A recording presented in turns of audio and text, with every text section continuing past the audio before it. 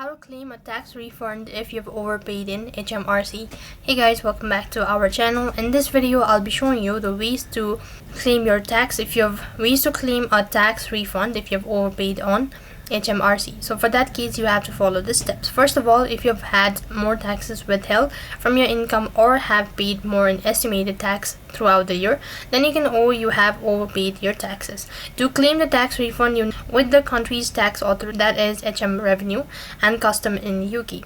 And in the tax return you'll report your income deduction, credit and tax withheld as well.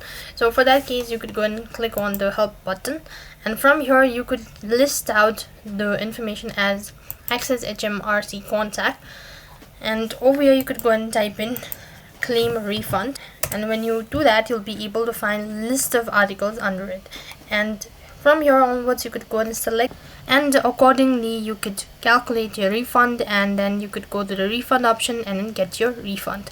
So that's how you can claim your refund tax in HMRC. That is all for this video. I hope the video was helpful. Make sure to like, share and subscribe to our channel. Thank you for watching. See you in the next video.